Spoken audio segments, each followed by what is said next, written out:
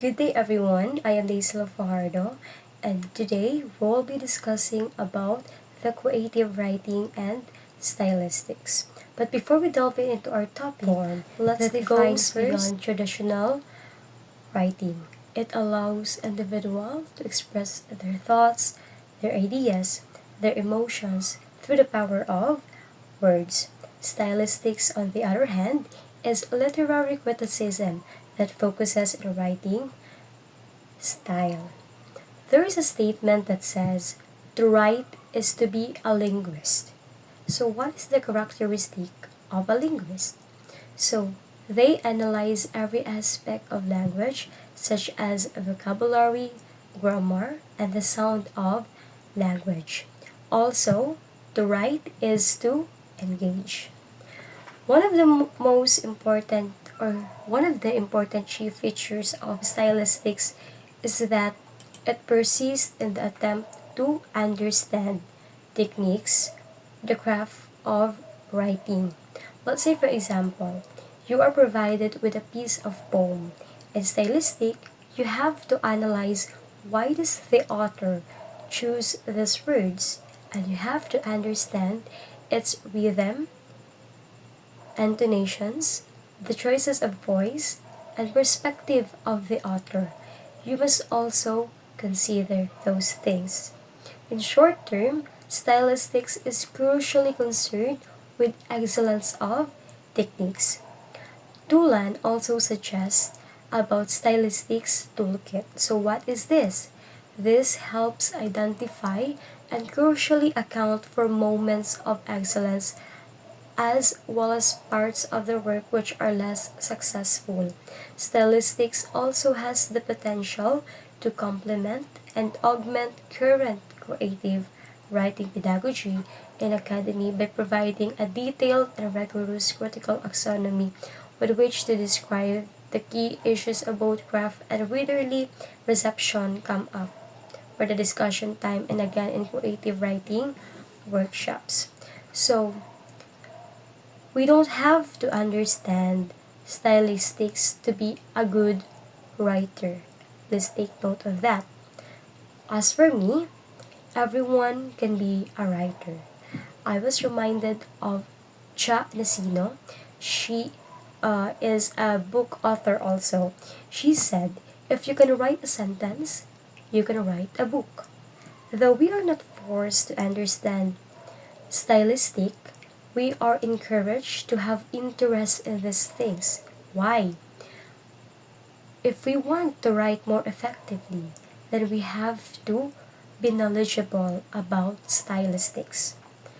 It is stated that combining stylistics and creative writing provides opportunities to explore how you can write, how to avoid certain common pitfalls of the beginning writer, and to consider the question which posed by Tulan, why these words and not others. Now, let's proceed to the historical perspectives. The notion of approaching the act of literary writing from the perspective of its mechanisms has a long history. Tulan identified three broad areas of poetics which all to a greater or lesser extent predate the appearance and development of stylistics and contribute to the state of the discipline today. So these are classical poetics, Russian formalism, and narratology. First, let's discuss classical poetics. Mimesis is the depiction or imitation of reality. It is an activity Socrates sees as superfluous to his utopian society. It reproduces rather than creates. And also, imitation is a game or sports. Plato ignores craft and focuses on inspiration, anticipating Wordsworth's romantic ideal of the spontaneous overflow of emotion. Also, in Plato's book 3, which named Republic, he also gives emphasis to mimesis and diegesis. So mimesis, what does it mean? It is a representation of action and the imitated voices of characters, while the gessis is a representation of actions and the poet's own voice. So that's for Plato. He ignores craft and focuses on inspiration. Aristotle's poetic constitutes the first rigorous categorization of literary discourse. So during Renaissance, it was treated as rule book, no? Rule book or manual for literary composition, and it can be seen as the first work of true literary criticism, putting down the roots which grew into neoclassicism, formalism, and new criticism. Please also take note that at the dawn of discipline, we find an interest in the process of composition, not textual analysis. Poetics is a technical manual. That's according to Aristotle.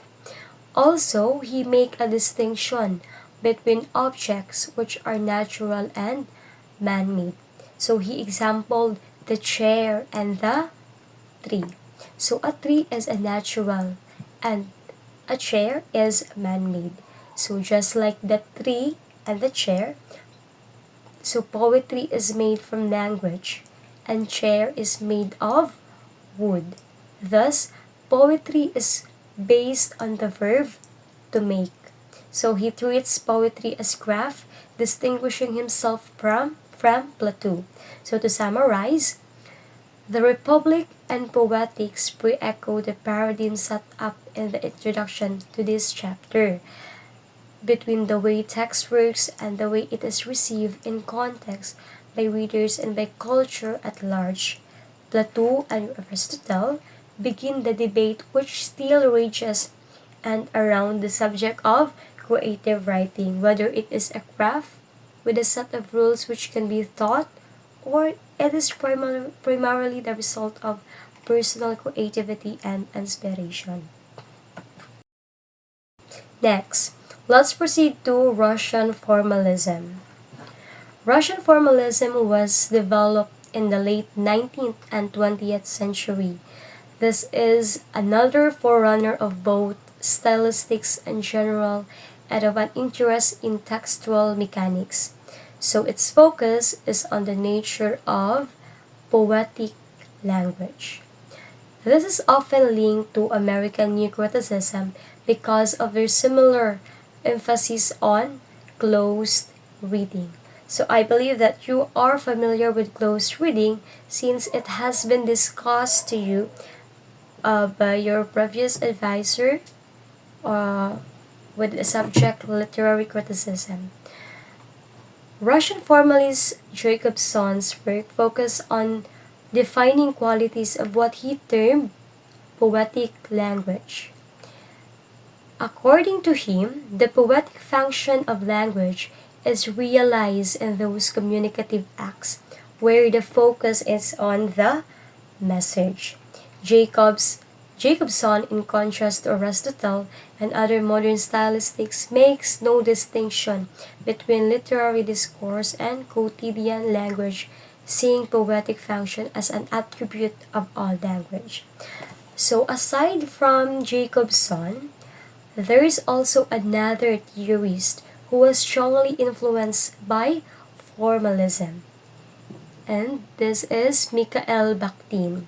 So Mikhail Bakhtin's work has much to say which is of relevance to the creative writer. So he sees discourse as a caught between speaker and the listener. So the word meaning occurs as a struggle between speaker and listener. So a process Bakhtin termed as dialogic. Dialogism happens in several ways. So what are those? Between writer and reader, between narrator and character, and lastly, between character and character. Bakhtin also asserted that fiction, do you know what is fiction? That is a product of someone's imagination. But there are a lot of fiction stories. He asserted that fiction was more vibrant and significant than poetry. Why? Because it contained many voices. He referred to this term, please take note, heteroglossia, which the novelist manipulates for artistic and creative effect. So a writer's unique style lies in the way he or she manipulates this conflict between discourse for artistic effect. As Bolter puts it, the writer should use the diversity of language to express the singularity of their creative intention.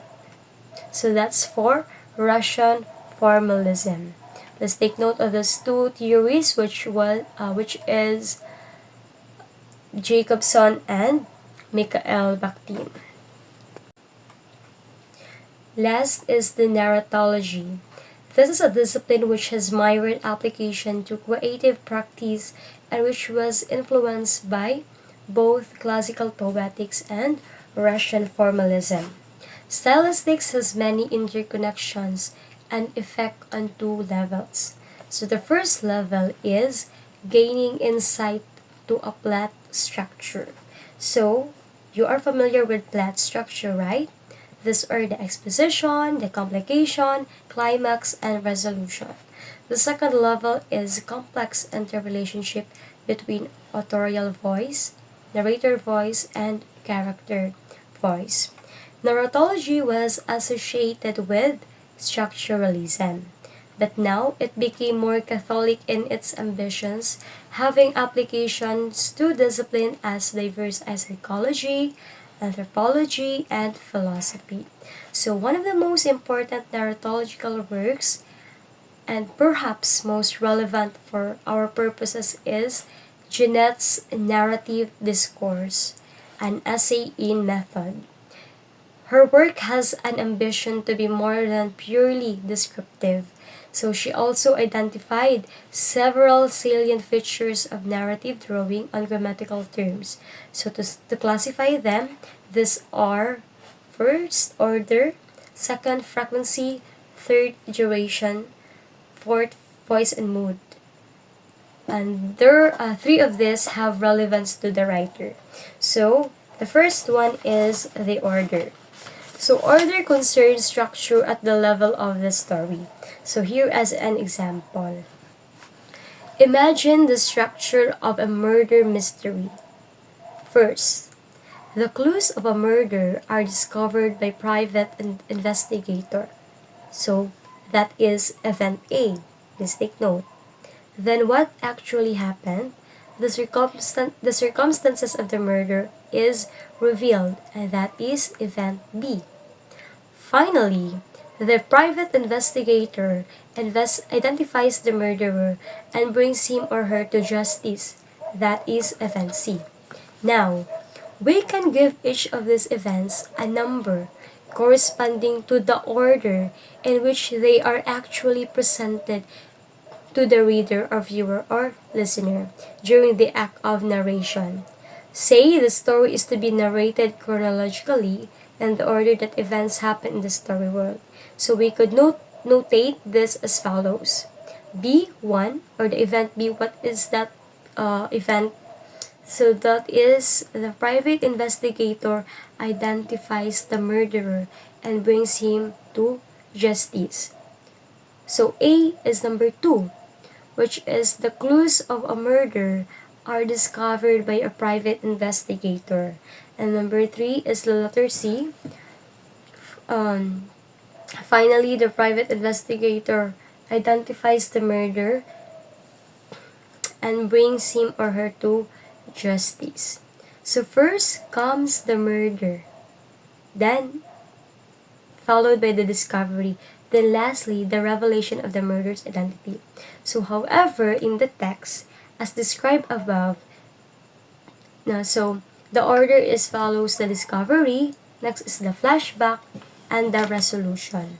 So the disjunction between story and discourse is full of creative potential, heightening suspense, causing the reader to ask questions and want to read on. So that's the beauty of stylistics. So it is helpful to the writer to envisage a separation between narrative discourse and the story being mediated by the discourse. So there are also creative possibilities. The term must be discourse, time, and story. Aside from order, duration is also stated. So this can be exploited by writers to great effect in terms of creating suspense, ironic distance, and summarizing lengthy information which is important in plot terms but need to be represented in detail by the discourse. Next is Jeanette's term voice. So we have first the order, the duration, and last is Jeanette's term voice. So this is concerned with who narrates and from what perspective. So, but sometimes when we close read, I remembered during our literary criticism subject, when we first asked to close read the story and write our observations. So, the most common observation that I can observe is the point of view. So, let's say for example, the poem or the story is written in the first point of view, the second person point of view. So, the term voice is concerned with who narrates and from what perspective. First, where the narration comes from. So, inside the story world, just like Chaucer's Canterbury Tales or the character of Marlowe in Joseph Conrad's Heart of Darkness. So the second aspect Jeanette defined is whether or not the narrator function also as a character. Because there are also instances in the story or in the poem that the character of the poem or in the story is also the one who narrates the story. So there are also instances like that. So heterodigetic or the narrator is not the character in the story. So it is common in a third person narration. Also the digitic, the narrator is also the character. So he also deals with vocalization, describing who sees particular narrative events. So this may or not be the same as who tells or the narrator. So elements and techniques are better understood not in relation to intuitive expressivist standards, but in relation to their function in bringing about certain effects in the work as a whole. Intuition is not the end point, but an initial response to be tested with the tools of narrative theory and the idea of means-ends relations between techniques and effects so that we can offer clearer reasons for our intuitions or continue evaluation. So those are the three, the classical poetics, the Russian formalism, and their narratology. So creative writing and stylistics. So you don't have to understand stylistics, but if you really want to write creatively, then you have to be knowledgeable and you have to engage on those things. So that is all for my part. Thank you so much. Hello and good day everyone. So I'll continue the discussion of what is creative writing and stylistic. Critical issues and topics. The justification for approaching creative writing through stylistic can be divided into two principal categories, which correspond to the distinction set out at the dawn of poetics by Plato and Aristotle between the latter's explicit interest in the craft and Plato's in poetry's effect on readers. In other words, stylistic have much of interest to say about both literary technique and the mechanics of reading. The majority of what follows relates to the first category. The second is ripe for further exploration and developments we will see. So, studying creative writing using stylistic has two main approaches. The first looks at how writers write, their techniques and skills. We examine the choices a writer makes to achieve specific effects. Example, the dog bark. It's a simple sentence and straightforward. Then the second looks at how readers understand and respond to what they read. Example, with a ferocious growl that shook the very foundation of the old house, the dog barked. Complex sentence descriptive builds atmosphere. These two approaches are like the different ways Plato and Aristotle look at poetry a long time ago. So, this presentation mostly focuses on the first approach, writer's technique. So, however, it also touches on two important ideas: how writers create imaginary worlds with word mimesis and diegesis, and the difference between everyday language and the language used in literature. Understanding how readers see through the language to understand the story is key for writers. They should help readers understand, not confuse them. There is artificiality and brittleness to the division between mimesis and diegesis as proposed by Plato and as Lodge 1990 point out it is not straightforward, neither is 428. Creative writing and stylistic, it's a simple matter to distinguish between the two effects.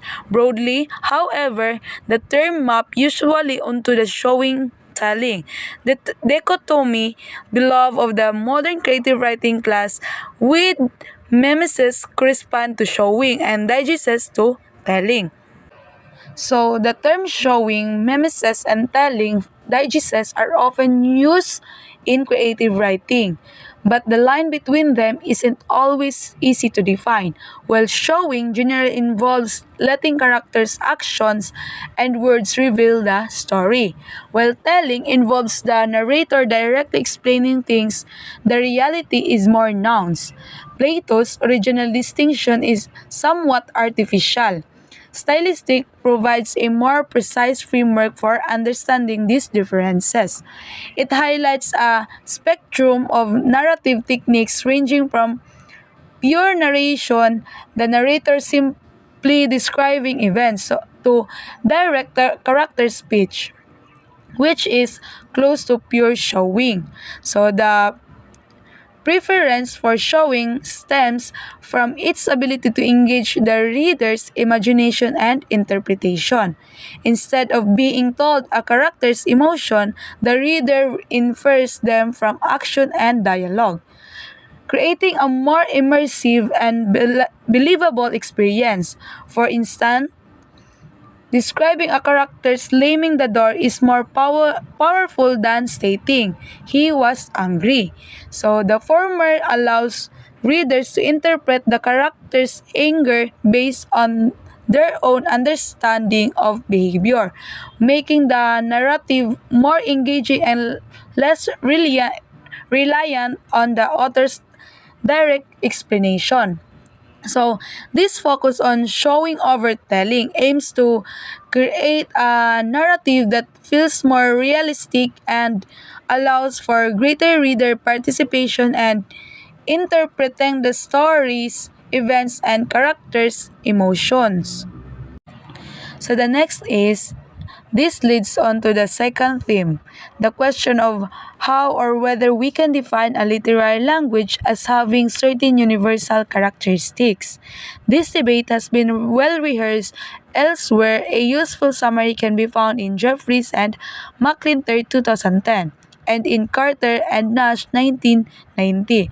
And stylisticians have generally agreed that there is no linguistic feature which can be definitively categorized as belonging to literary language and never found elsewhere. So there's a debate about whether literary language has unique features experts mostly agree there's no single features found only in literature. However, one common characteristic of literary language is its ability to create imaginary worlds. Then this happen through the interplay of two things: the story itself, the fabula, and how the story is told, the discourse. The way a story is told uses showing and telling to present the story. Clarity of the storytelling also matters. A clear, easy to understand style lets reader easily follow the story.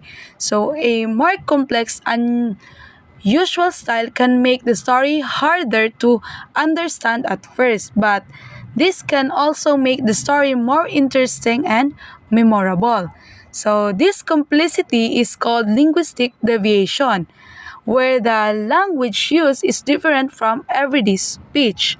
So, this makes the familiar seem strange and new. Ultimately, studying stylistics helps writer understand how language creates meaning and engaging readers. So it's not just about analyzing existing text, it's all about using this knowledge to create more effective and engaging writing. So the writers should be aware of how their word choices and storytelling techniques affect how the reader experiences the story. The next is recommendation for practice. So the practical application of these ideas are of course numerous, and interested reader is referred to a forthcoming book, Scott 2013, for a much more detailed account. Figurative language stylistic furnishes us with a detailed knowledge of the working and potentialities of language at its various levels: phoneme, morpheme, lexeme, clause, sentence, paragraph, and text. So, in this chapter, suggests that writers should think about two key aspects of their writing style.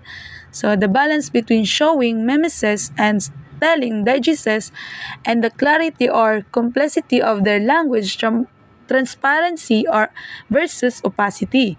Finding the right balance between these aspects is important for effective writing. So the practical use of these ideas is best explored in more detail elsewhere, a book reference. However, some key areas to consider are figurative language, like metaphors, similes, etc. The point of view of the narrator, how speech and thoughts are represented, and use of metaphor. So, stylistic helps writers understand how different language choices create meaning and impact. While using unusual language, linguistic deviation can make writing more interesting. So it's important to not to overdo it. So overusing stylistic techniques can make writing seems artificial and forced. So the goal is to find a natural balance that enhances the story without distracting the readers. Using unusual language styles can be effective, but too much can be distracting. So some writers use very unique styles, but this sometimes make their writing harder to understand and enjoy. So the reader focuses on the writing styles itself instead of the story. So the ideal writing style is like a say-so. On one side is the story and the other is the writing style. So a good balance is needed. Too much emphasis on one side makes the other side less effective. So if the writing style is too unusual, the story becomes a less clear. So writer must choose between a style that draws attention to itself and a style that helps the reader focus on the story. So different types of writing might need different balances. In fiction, a simple style might be better, while poetry might benefit from more unusual language. So, however, the goal is always to create a vivid and engaging experience for the reader. So, using unusual language effectively relies on creating new and interesting ways of expressing ideas rather than simply using cliches or overused figures of speech.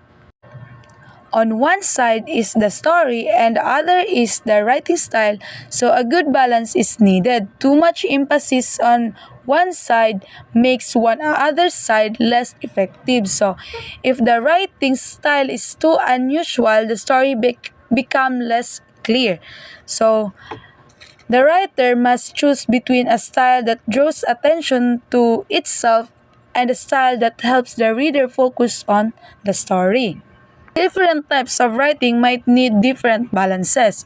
In fiction, a simple style might be better, while poetry might benefit from more unusual language. However, the goal is always to create a vivid and engaging experience for the reader. Using unusual language effectively relies on creating new and interesting way of expressing ideas rather than simply using cliches or overused figures of speech. We should need to consider these things to practice. First, write two stanzas of overtly poetic poetry putting in as many linguistically deviant features as practicable. Examine the results, concentrating on linguistic features that Jeremy's could seem expressly poetic in nature. So, imagine you are trying to make a poem extra special. You might use words in unusual ways, so like putting them out of order or making up new words. So, like think of a poem where the lines are short and choppy or where the words sounds like music. The second one is take some examples of narrative voices that you can consider to be explicitly deviant. Look at Ami's Money or Self's The Book of the Day for examples if you like. So, rewrite some passages in a standard normalized discourse. Sometimes, characters in stories talk in a ways that are different from how people usually speak. Maybe they use lot of slangs or they talk in a very formal way. So, this is called an unusual voice. So, find examples of this unusual voice in stories and then try to rewrite them in a way that sounds more normal. So the third one is the consider the suggestion that the very fervent sense some styles can be divert attention away from the story world and lead to undue focus on the discourse world.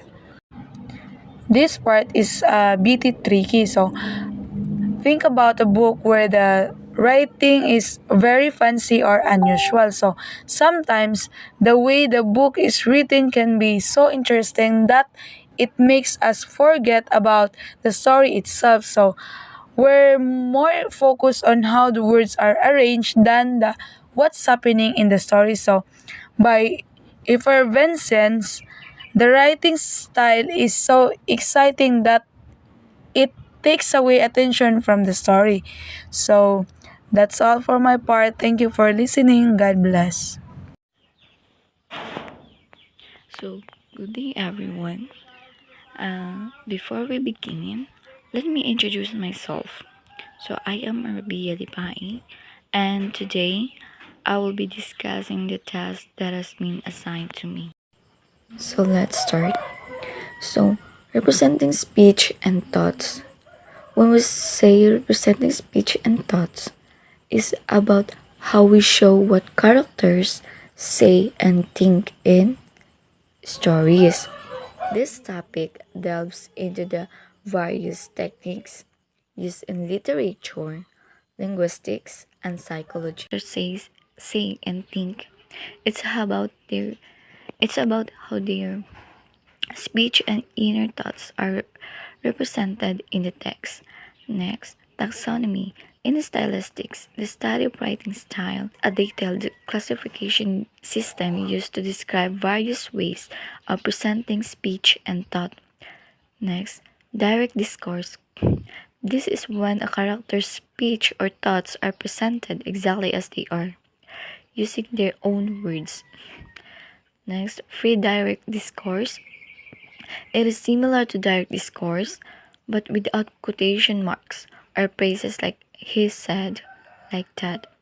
This makes the thoughts or speech feel immediate as if we're right in the character's mind. Next, indirect discourse. The narrator summarizes or paraphrases what character says or thinks rather than showing it word for word. Next, free indirect discourse or FID. This mixes the narrators and the characters' voices. It gives us the characters' thoughts in their own words, but is still in the narrator voice, allowing us to feel close to both. Next, mimesis versus diegesis. Mimesis is showing, letting the readers experience events directly, while diegesis is telling, where the narrator explains events. So this concept is about balancing these two approaches. Next, clean or clean. This is the range or a spectrum from discourse controlled by the character, like free direct discourse, to discourse controlled by the narrator. Next, dual empathy. In free and direct discourse, the reader connects with both the narrators and characters' voices, feeling empathy for both perspectives. Next, phonetic representation. Using phonetic spelling or unique words to show characters' accent or way of speaking. This helps bring out the authenticity of their dialect or personal speech style.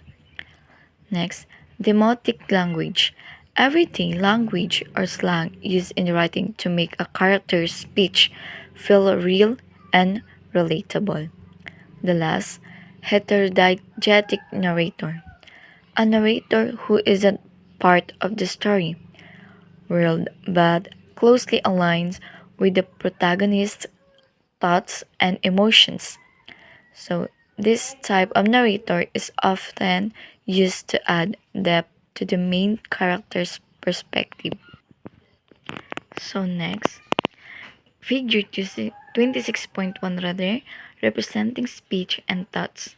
It is also interesting to consider the complex issue of the extent to which thought corresponds to language as exploded in stream of consciousness, writing an internal monologue, a technique very much in vogue in high modernist works such as Virginia Woolf's To the Lighthouse and Joyce's Ulysses. It could be urged that the experiments of the modernists and others representing thought to some extent led them up methodological blind alley. In Scott 2009, page 32. The writer would be well advised to see representations of speech and thought as simulation, not as attempts as transcript. They should aim to capture the flavor of real discourse, not its full content. So that means this passage talks about how modernist writers like Virginia Woolf and James Joyce tried to represent thoughts and inner speech in their writing. They experiment they experimented with showing how people think, but this approach might not have always been the best way to capture true thoughts. Instead of trying to perfectly transcribe thoughts or speech, writers should aim to give a feeling of real conversations rather than focusing on every detail. Next, metaphor is used in its broadest sense, encompassing related figures like metonymy, synecdoche, and simile. So, here, metaphor isn't just limited to direct comparisons like love is a rose. It also includes similar figures of speech. Metonymy is using something related to represent something else, like the White House, US government. The next is Cynic Dochi. It is using a part to represent the whole, like wheels for a car. Next are simile. We all know simile is a direct comparison using like or as, such as example, strong as lion, strong as a lion rather. So why metaphor? So, by understanding metaphor, writers can develop effective expressions, avoid glitches, and create fresh associations between ideas. Lack of and Jensen's in 1981, archetypal metaphors such as life is a journey represent basic ways humans understand the world, prompting questions about whether new metaphorical connections are possible beyond these familiar works. So, by understanding metaphor, writers can develop effective expressions, avoid glitches, and create fresh associations between ideas. Lack of and Jensen's in 1981, archetypal metaphors, such as life is a journey, represent basic ways humans understand the world, prompting questions about whether new metaphorical connections are possible beyond these familiar frameworks. The field makes use of cognitive concepts such as Gestalt psychology, figures and grounds, and schema theory to develop rigorous models of what happens when we read literary texts in Stockwell 2002, Govins and Steen 2005. One of the most useful and relevant branches of cognitive poetics in terms of creative practice is text world theory. This field uses ideas from psychology like gestalt figures and backgrounds and schema theory, mental frameworks for understanding, to create detailed models of how we process stories when we read. So, a key area in this field is text world theory, which explores how readers mentally build and navigate worlds based on the text. This theory helps us understand how stories create rather vivid immersive experiences in our minds, which is especially useful for writers aiming to engage part, as creativity is a pervasive feature of spoken language exchanges as well as a key component in interpersonal communication, and it is a property actively possessed by all speakers and listeners. It is not simply the domain of a few creatively gifted individuals. Carter, 2004, page 6. This chapter can only this chapter can only ever be a cursory overview of the subject, and thus there is an ever present danger of a lack of depth and, indeed, a certain oversimplification, especially for the scholar approaching the topic from an interest in stylistics as an academic discipline rather than in creative writing per se. Thus, stylistic stands as a means of exemplifying the two persons of the writers as defined famously by Dorothea Brande. So, that means creativity isn't just for a few talented people. It's a natural part of how we all speak and connect with each other. Everyone, whether speaking or listening, uses creativity in conversations to communicate effectively. However, since this chapter is only a brief look at the topic, as it might oversimplify things. This is especially a concern for scholars studying stylistics, or how language style creates meaning, who may need more in-depth analysis than those focused on creative writing alone.